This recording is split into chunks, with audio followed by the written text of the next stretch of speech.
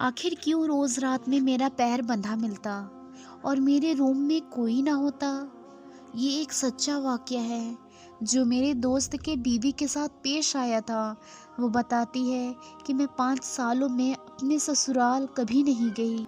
उसका राज उन्होंने बाद में खोला। बताती हैं कि मेरी बहन की शादी थी और मुझे ज़रूर गांव जाना था।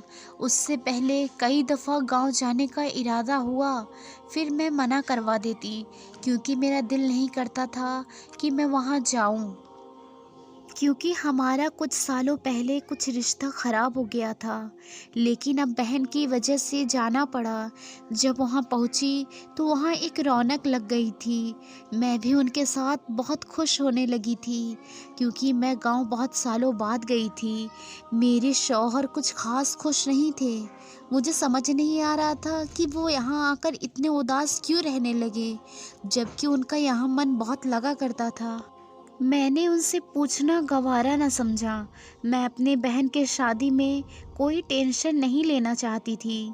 मैं देखती थी कि रोज़ मैं अपने रूम में सोती थी, फिर जब सुबह उठती तो देखती कि मेरे साथ कुछ ऐसा हो रहा था कि मुझे खुद पता नहीं चल रहा था।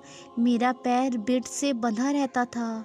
जब मैं सुबह उठती तो मैं अपने पैर उठाने की कोशिश करती और मेरा पैर नहीं उठता और मेरे रूम में कोई नहीं होता। मैं अपने शौहर को ढूंढती, वो आए तो मैं उनसे पूछूं कि मेरा पैर रोज़ कौन बांध देता है, आखिर कौन होगा। जब वो रूम में आए तो मैंने उनसे कहा कि मेरा पैर आप बांधे हुए हैं क्या। तो वो उन्होंने बहुत गुस्से में बोला कि पागल हो गई हो क्या, मैं ऐसा क्यों करूँगा। उन्होंने कहा कि शायद साद होगा, जो मेरा बेटा था। तो मैंने उनसे कहा कि आपने सच कहा। मैंने अपने बेटे से कुछ नहीं पूछा। मुझे लग रहा था कि वो मेरे साथ मस्ती कर रहा है। मुझे इसमें कोई प्रॉब्लम नहीं थी, तो मैंने उससे पूछा भी नहीं और कुछ शादी के कामों की वजह से मैंने उससे कुछ पूछा नहीं और मैं बहुत बिज़ी रहती थी। मेरी सहेली लोग मुझसे मिलती और कहती कि तुम क्यों नहीं आती हो गाँव, तुम्हारे शौहर तो आते जाते रहते हैं। मैंने कुछ सोचा, फिर मैंने कहा लेकिन मुझे कुछ पता नहीं था। मैं सोचती कि वो लोग ये क्यों कह रही हैं, जबकि वो यहाँ आते जाते भी नहीं हैं। मैं ये सोच ही रही थी। फिर मेरी बहन के शादी वाले दिन मैं अपने माँ के पास सोई और मेरा बेटा भी तो वहीं सोया था, लेकिन उसने आज मेरा पैर क्यों नहीं बांधा। तो मैंने उससे पूछना चाहा तो वो कहने लगा कि मुझे भूख लगी है। तो मैं वहीं से चली गई किचन में और उसे सोचा कुछ खिला दूँ। फिर दिन भर वही सोचती रही और शादी में बिज़ी ही रह गई। मैंने ना अपने बेटे से पूछा और ना ही अपने शौहर से कुछ पूछा। फिर दूसरी रात मैं अपने रूम में अपने शौहर और बेटे के साथ सोती हूँ। मैंने देखा कि जब सुबह हुई तो आज मेरा पैर बंधा हुआ है। तो मैं सोचती कि कल तो नहीं बंधा था, आज मेरा पैर क्यों बंधा है। मुझसे बर्दाश्त नहीं हुआ। मैं अपने बेटे को लेकर चली गई छत पर और उसे कुछ चॉकलेट दिया और उससे कहा कि तुम मेरे पैर क्यों रोज़ बांधते हो। तो उसने मुझसे कहा कि पापा डांटेंगे तो नहीं ना। मैं उससे कही कि नहीं, पापा क्यों डांटेंगे, तू बता तो। फिर उसने मुझसे कहा कि एक रात मेरी आँख खुलती है, मैं देखता हूँ कि पापा मम्मा आपका पैर बांध रहे हैं और फिर वो बाहर चले जा रहे हैं। मैंने उनसे कहा कि आप ये क्या कर रहे हैं, तो वो मेरा मुंह दबा देते और मुझे कहते तुम सो जाओ। मैं सो जाता हूँ। फिर मुझे नहीं पता चला कि पापा कहाँ गए, लेकिन मैं रोज़ एक आँख खोल कर देखता हूँ कि पापा आपका पैर बांध दिया करते थे। जब मैं ये सब सुनी तो मेरे पैर से ज़मीन ही खिसक गई। मुझे कुछ समझ में नहीं आ रहा था कि वो मेरे साथ ऐसा क्यों करते हैं। मेरे मन में हज़ारों सवालात थे। मुझे ये पता ही नहीं चल रहा था कि ये हो क्या रहा है।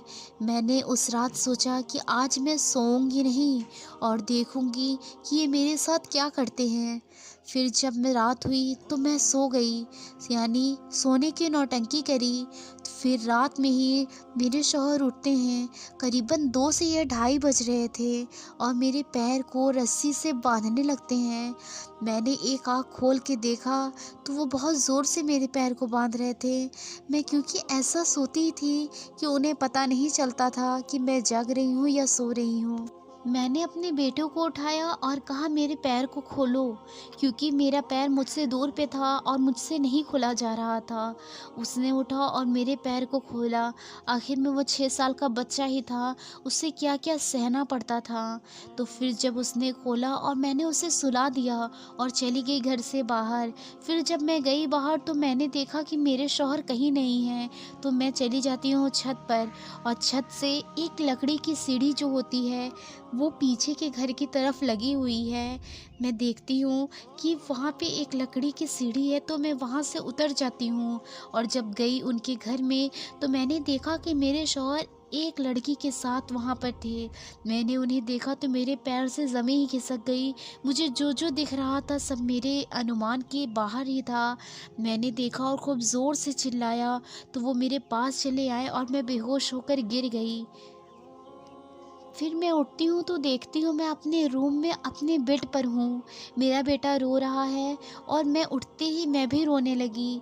और मैंने अपने शौहर से कहा कि तुमने मेरे और मेरे बेटे के साथ ऐसा क्यों किया, और मेरे बेटे की इसमें क्या गलती है, मेरी क्या गलती है जो तुमने मेरे साथ ऐसा किया। तो उसने कहा कि मेरा इस लड़की के साथ शादी के पहले ही अफेयर था। मैं इससे बहुत प्यार करता था, लेकिन इसके घर वाले मुझसे शादी नहीं करवा रहे थे और मेरे घर वालों ने मेरी शादी तुमसे लगा दी थी, तो मुझे मजबूरन ही शादी करनी पड़ी। हम लोग की एक दूसरे से शादी नहीं हुई, हम लोग बहुत उदास थे। तो उसने ये सोचा कि मेरी तुमसे शादी नहीं हुई, लेकिन मैं तुम्हारे बगल में तो शादी कर सकती हूँ। फिर उसने अपने घर वालों से कहा तो उसके घर वाले वहाँ के लिए मान जाते हैं और उसने शादी कर लिया। और फिर मैं भी यहीं गांव में आता जाता रहता था और उससे मिलता था। फिर जब तुम हो तो मैं तुम्हारा पैर बांध देता था ताकि तुम वहाँ तक चल के ना आ सको। लेकिन मैंने अपने बेटे के साथ ऐसा क्यों किया मुझे नहीं समझ में आता। लेकिन मैं क्या करता, मैं मोहब्बत में पागल हुआ था। मेरा कोई इरादा नहीं था कि मैं तुम्हें और अपने बेटे को कोई तकलीफ़ दूँ। मुझे माफ़ कर देना। मैंने उन्हें माफ़ कर दिया और मैं आज अपने बेटे के साथ बहुत खुश हूँ। वो जैसे भी किए उसका वो समझे। मैं आज बहुत खुश हूँ और मैं अपनी ज़िंदगी में जो भी करना चाहती हूँ बहुत हँसी खुशी से करती हूँ। इसलिए मैं आज बहुत ही हिम्मत और ताकतवर वाली लड़की हूँ।